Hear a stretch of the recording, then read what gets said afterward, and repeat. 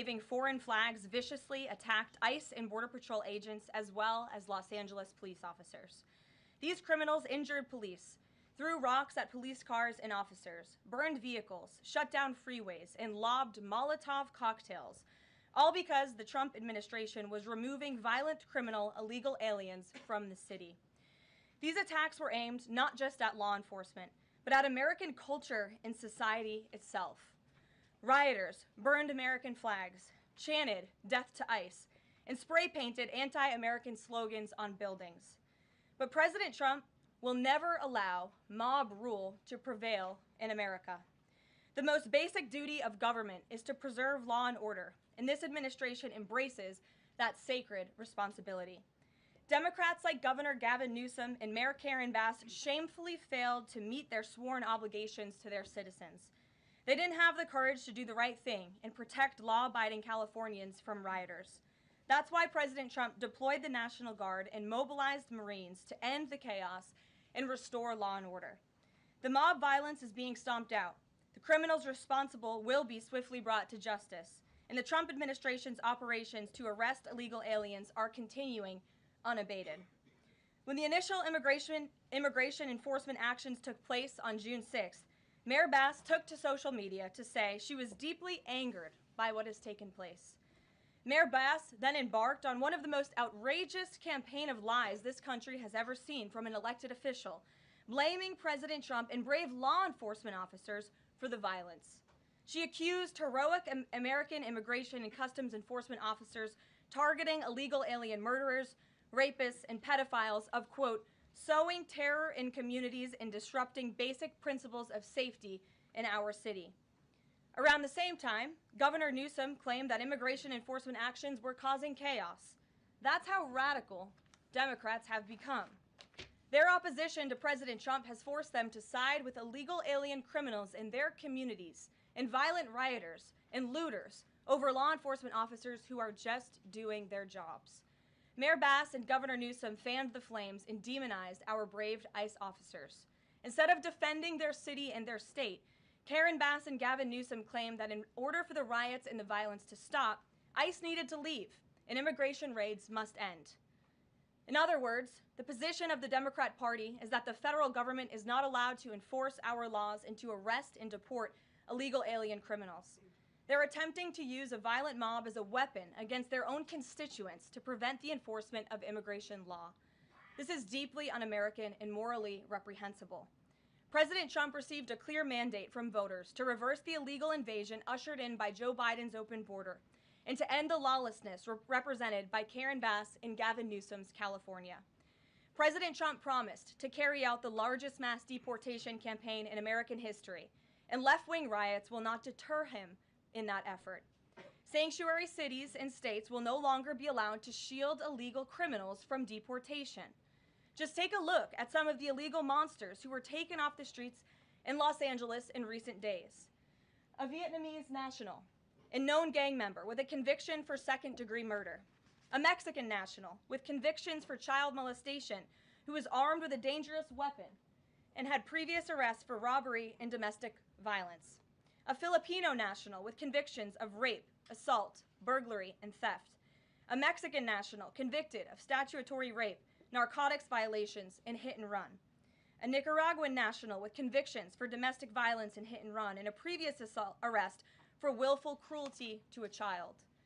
And an illegal alien from Mexico who was arrested after allegedly throwing a Molotov cocktail at law enforcement officers during the Paramount riots on Saturday. He is now being charged with attempted murder. Law-abiding American citizens do not want these public safety threats living in their communities, no matter what Democrats like Karen Bass and Gavin Newsom may claim. And let this be an unequivocal message to left-wing radicals in other parts of the country who are thinking about copycatting the violence in an effort to stop this administration's mass deportation efforts. You will not succeed. Any lawlessness will only strengthen this president's resolve to defend the majority of Americans who want to live their lives peacefully, free from the fear of violent criminal illegal aliens. As President Trump said, order will be maintained and illegal aliens will be expelled from our country. In economic news, the latest Consumer Price Index inflation report came in today below expectations again. Since President Trump took office, inflation has come in below economics expectations every single month. Core inflation held steady and remains at the lowest level since March of 2021. Wage growth remains strong. The average private sector worker is on track to see their real earnings increase by around $1,200 adjusted for inflation. And prices continue to fall for everyday Americans. Energy prices fell from April to May. Gasoline has fallen each month since President Trump took office, down 12% over the past year. And prices for meat, poultry, eggs, and fish are all down from April to May as well. Under President Trump's strong leadership, America is beating Joe Biden's record-high inflation crisis. And once the One Big Beautiful Bill passes, our economy will boom like never before. This bill is the largest tax cut for middle-class Americans in history. The One Big Beautiful Bill gives a 15% tax cut to working Americans and families will see increased take-home pay of $10,000 per year. The One Big Beautiful Bill expands the child tax credit to $2,500 for more than 40 million American families with children. And the One Big Beautiful Bill cuts taxes for overtime workers, saving them nearly $2,000 per year, and ends taxes on tips, saving tipped workers nearly $2,000 per year as well. All of these provisions are broadly popular with an overwhelming support from the American people. We need Republicans in Congress to finish the job and send the One Big Beautiful Bill back to President Trump's desk for his signature as soon as possible. With that, we'll get to questions. I'm sure you have many of them today. Here in our new media seat is Elizabeth Mitchell, the White House correspondent for the Daily Signal, who's not afforded a seat in this room, but today she is. Thank you, Elizabeth. Thank you so much, Karoline. I have two questions, if that's Sure. okay. First, a few Republicans on Capitol Hill are suggesting that President Trump scale back deportations, even as ICE is reportedly gearing up for raids in 5 more Democrat-led areas. Would anything dissuade President Trump, and would he consider sending in Marines if anti-ICE violence occurs in these cities? Well, I think I may have just answered both of your questions with my opening monologue. The Trump administration is going to continue the mass deportation effort that the president promised the American public. Many of you were at those rallies in cities and communities across the country when the president spoke about his commitment to removing violent illegal criminals and anyone who has broken our nation's immigration laws from American communities. And God bless our ICE and Border Patrol who are working hard on that effort. This administration is going to continue that. And it's part of the reason we do need the One Big Beautiful Bill to pass as well, may I add, because the bill provides funding to hire more ICE agents and Border Patrol agents, more personnel on the ground to conduct this important public safety work. Thank you. And on another topic, Sure. President Trump has indicated that aides to former President Biden who used the auto pen to sign major orders and pardons should be investigated for potential crimes. Does he think that Biden allowing, or at least being negligently unaware of this activity was an impeachable offense? I haven't heard the president address whether it's an impeachable offense, but it could perhaps be a criminal offense, especially on behalf of staffers who may have been utilizing the president's signature without his authority or consent. I understand that Republicans on the Hill are moving in the right direction to call attention to this and to bring in some former White House staffers who clearly knew more than they ever shared and never addressed with the American public. And so we look forward to seeing where this investigation continues, and I know the Department of Justice is also looking into the matter as well. Alex, good to see you today. Good to see you, Caroline. Thank you. You mentioned foreign flags being blown during these protests. There are protest activities being organized for this weekend. Part of it are Democrats saying they want to reclaim the American flag. It's also being titled No King's Day. Does the president see himself as a king, and does the White House expect to see American flags being flown during these protests this weekend? The president views himself as the president of the United States of America. This is a constitutional republic, and we want to see all of our citizens be proud of the country in which they are given the privilege and the blessing to live. And I think that those images of foreign flags being waved by illegal criminals and by violent rioters in the face of cars blowing up and of flames in the city. I have photos of that here to show you. With this violence and destruction that occurred is an image that Governor Gavin Newsom owns. This is his city, and President Trump saw these images and he said that is not going to be accepted or tolerated, and hence why he deployed the National Guard and United States Marines who have helped to quell that violence. If I can ask another. Sure. If the president does end up deploying any National Guard members, perhaps Marines, to blue states, Would he be in contact with the governors prior to this? Would it be necessary? Well, President Trump was in contact with Governor Gavin Newsom despite some of the claims he's made in the last couple of days. The president called the governor on Friday evening and told him to let law enforcement in California do their jobs. And the Los Angeles Police Department, by the way, are fantastic people. They are trying to do the work that they've so bravely signed up to do to enforce the law, but they have been kneecapped by incompetent Democrat policies and Democrat politicians who do not allow their local law enforcement to correspond and coordinate with federal immigration authorities. And so President gave Gavin Newsom a warning and said, get it together. 24 hours later, we saw more images like this. We heard about Border Patrol agents who were being the target of rocks. These illegal criminals were throwing rocks at our Border Patrol and ICE agents, and so the president made the decision to federalize California's National Guard. Stephanie. Thank you. Two questions on the China trade deal, if I may. Sure. First, will the president formally sign the trade deal, and if so, when? Secretary Leavitt sort of alluded to the fact that it might be in a couple of days, but I'm curious if there's anything more specific to read out. Sure. Well, I do have more specifics for you. I spoke to the president about this. He spoke to his trade team, who did a fantastic job negotiating this on behalf of the United States and meeting with their Chinese counterparts. The president is talking to them about the details of it now. But what the president heard, he liked. China has agreed to open their markets to the United States separately of this deal. And when it comes to this deal, we're going back to the terms that were agreed upon in Geneva for the release of some of those critical minerals and the magnets from China to the United States. And we have agreed to fully comply with the Geneva Agreement as well. So the president is reviewing the details of that with his trade team now, and you'll hear more from him, I'm sure. And then the second question, on tariffs, Secretary Leavitt suggested that the tariffs would remain unchanged with China. I'm wondering if there's any room for them to negotiate even lower, or if this is the floor. I won't get ahead of any further negotiations. We're in a great place right now, and I would add that this is the result of a lot of hard work from the president and his team, and the president has a good and respectful relationship with President Xi, and as you know, they had a direct conversation which led to this success that the president announced on Truth Social this morning. JJ. On North Korea, has the president tried to resume dialogue with Kim Jong-un? There's some reporting that the president sent a letter and tried to give it to Kim Jong-un through some North Korean diplomats through the UN, and they declined to take it and send it to Kim Jong-un?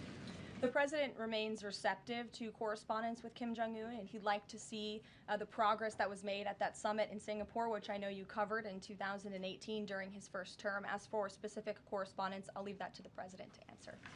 Sure. Good afternoon. Yeah, thanks. Back to the trade deal negotiations with China.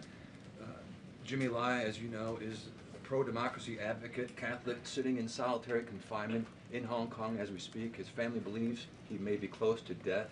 Did his name come up, Jimmy Lai's name come up in these negotiations with China?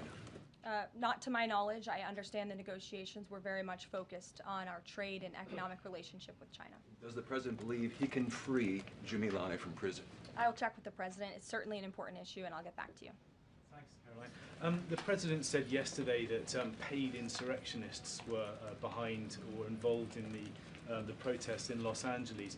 Does the White House have any more details about who they believe is paying these protesters? The president spoke about this last night when he returned from Fort Bragg, because frankly the president has a lot of common sense, and if you look at some of the imagery that we have received from the Department of Homeland Security and ICE and law enforcement who are on the ground, you will see boxes and boxes of very professionalized masks and rioting equipment being dropped off for these protesters. So it's a good question the president is raising, and one we are looking into, about who is funding these insurrectionists and these rioters and these protesters and these illegal criminals. And I have updates for you on the numbers, by the way. Since June 6th, there have been 330 illegal aliens that have been arrested as part of these riots in Los Angeles. 113 of those illegal aliens had prior criminal convictions. And overall, and this includes arrests of American citizens, there's been 157 people arrested for assault and obstruction-related charges, including the attempted murder of a police officer with a Molotov cocktail. So who is funding these illegal aliens who are coming in with this very professional riot gear? It's a question everyone in this room who cares about truth should be asking. And we encourage your help in trying to get to the bottom of that question. Indeed. Thank you, Karoline. About Elon Musk, he issued an apology this morning. Has the president accepted the apology, or does he think it's too little too late? The president acknowledged the statement that Elon put out this morning, and he is appreciative of it, and we are continuing to focus on the business of the American people. And has the administration started a review of Musk's government contracts, something that the president said he's considering? What do you mean by that? Has the administration started a review of the contracts that Musk and his companies currently have? No efforts have been made on that front as far as I'm aware. And just one more, if I may, on just everything sort of we've seen so far with the president's response to the LA protests. There is criticism that seems to suggest that the president responded the way he did because it was a deliberate, calculated attempt to sort of shift focus away from his feud with Musk. How would you respond to that? The president responded to the LA riots, condemning the violence from Musk.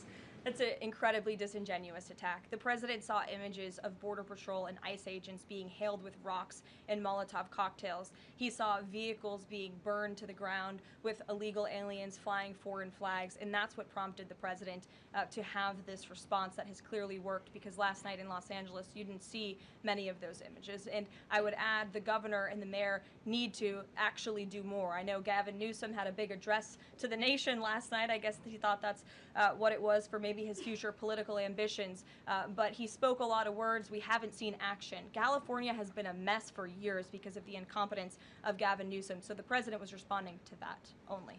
Caitlin. Karoline, 2 questions for you. Sure. Over the weekend, Secretary Noem sent a memo to the Pentagon asking Secretary Hegseth to have and direct the military that's on the ground in LA to arrest and detain what she said were lawbreakers. Is the president okay with that? And under what authority would the members of the military be able to arrest people inside the United States? I can't speak for a letter that came from the Department of Homeland Security. I can't speak for the president and what's currently happening on the ground now. And as you know, the president federalized the National Guard under U.S. Code 10, which he has the authority to do. And our United States Marines and the National Guardsmen and women who are on the ground right now are helping to create a peaceful environment for ICE and Border Patrol, who were being, again, hailed with rocks, who were being violently and viciously attacked. They needed reinforcements, and so our United States Marines who are on the ground are providing those reinforcements to ensure the environment is peaceful so that these raids and deportations can continue. But he realizes they can't actually arrest people unless he invokes the Insurrection Act, which, I mean, seemingly was not something that was in Secretary Noem's memo, a clear distinction she did not make there. Again, you're trying to conflate a letter that was sent to the Department of Homeland Security to the president's legal authority. The president understands the legal authority that he invoked, and that's the current situation right now. When it comes to federalizing the National Guard, what is the specific criteria that the president is using for when he's deciding to do that, and in which states? The president was asked and answered this yesterday. He wants to see an end to the chaos and the violence. He doesn't want to see law enforcement officers being attacked. He wants to see peace. He wants law-abiding Californians to be able to bring their kids to school, to be able to go to work without seeing this violence in the streets. That's what the president's hoping for, and that's why he's taken this action. John. Thanks a lot, Caroline. 2 questions on 2 separate topics. One has to do with the military parade taking place here in Washington this weekend. There's a lot of security around the White House complex, around the Capitol complex, even along the tidal basin. Is that just proactive? Are you expecting anything in particular in terms of unrest like we've seen in Los Angeles? These are proactive security measures to protect those marching in the parade, many of whom will be veterans and our brave men and women in uniform and Gold Star families. There's going to be military families from around the country who are flying into this parade. And of course, it's to protect the spectators who will be enjoying this incredibly patriotic show on Saturday, and I hope you'll all join us there. And then secondly, Secretary Pete Hegseth testified on the Senate side of the Capitol today, and he was asked about America's the administration's view of Vladimir Putin's intentions, and specifically it was asked whether or not his intentions go beyond, his territorial ambitions go beyond Ukraine. When that question was posed to the chairman of the Joint Chiefs of Staff, General Kane replied that he does believe that his territorial ambitions go beyond Ukraine, but Secretary Hegseth says it's not clear at this point. How does the president view this issue? The president has spoken on this. He said, as he calls it, he believes Ukraine was always the apple of Putin's eye, and he made it very clear to Putin in his first term not to invade Ukraine. Putin didn't invade Ukraine because of President Trump's peace through strength foreign policy agenda and the effective deterrence policies that he implemented in the first term. Unfortunately, because of the weakness and incompetence of the previous administration, Vladimir Putin made the decision to invade Ukraine, and now we have this brutal war which the president is working very hard to end. Jasmine. Thanks so much, Karoline. The president warned that any protests on Saturday would be met with force. Can you clarify what kind of protest President Trump does support or find acceptable? The president absolutely supports peaceful protests. He supports the First Amendment. He supports the right of Americans to make their voices heard. He does not support violence of any kind. He does not support assaulting law enforcement officers who are simply trying to do their job. It's very clear for the president what he supports and what he does not. Unfortunately for Democrats, that line has not been made clear, and they've allowed this unrest and this violence to continue, and the president has had to step in. One question. So if there were peaceful protests on Saturday for the military parade, President Trump would allow that? Of course the president supports peaceful protests. What a stupid question. Raquel. Thank you so much, Thank you, Caroline. Raquel, and then I can go to you, Francis. Go. Thank you so much, Caroline. I have two questions. One about Israel. Yesterday, the U.S. ambassador to Israel said the U.S. no longer is pursuing the goal of an independent Palestinian state. Can you confirm that the president is no longer supporting a two-state solution? And is President Trump considering diplomatic action against countries who takes action against Israel during next week UN conference? Right now, the president views the situation in Israel and Gaza as deeply unfortunate and needing to end. And the president is realistic about the current state of affairs in this region of the world. And that's why the president has said the #1 focus and priority of the administration is to release all of the hostages from Gaza and to end this conflict as soon as possible. The administration is still pushing very hard for the release of all the hostages. And as for what happens next, clearly Gaza is an uninhabitable place. It needs to be rebuilt with the help of our Arab partners, and the president wants to see that happen as well. Take a couple Just one on the G7 engagement. President Trump is traveling there on Sunday. Other presidents beyond the G7 leaders are also going. President Lula from Brazil, President Sheinbaum from Mexico, and President Zelensky from Ukraine are also going.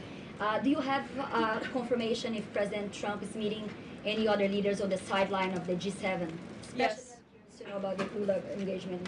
I can confirm there will be quite a few bilateral meetings between the president and other foreign leaders. The White House is still working very hard to finalize that schedule, and we will provide that for you as soon as we have it.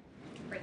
Thanks, Karoline. Just back to the China trade deal, can you talk about the status of the export controls that the U.S. imposed? Are those no longer being imposed? We are fully complying with the Geneva Agreement. Sure. Go ahead. Sure. Thanks, Caroline. One foreign question for you and one domestic. The foreign, the president, of course, has said he would lift sanctions on Syria. Is there an executive order coming along soon to go do that? And is the president planning to try to get involved in any kind of a peace agreement between Israel and Syria that would disengage those two? To the best of my knowledge, the Treasury Department took action after the president made that announcement in Saudi Arabia. Okay. And then on the domestic side, you were just asked about the First Amendment rights issues. In the president's comments yesterday, though, he just said protesters would be strongly dealt with. In your list before, you referred to insurrectionists, rioters, and protesters together. Obviously, they're quite different from your earlier answer. I'm struck by the fact that the president has not at any point said the most important thing here is to protect the First Amendment rights of peaceful protesters. So I'm wondering, where in his hierarchy of interests does he place that? Is the First Amendment protection the most important?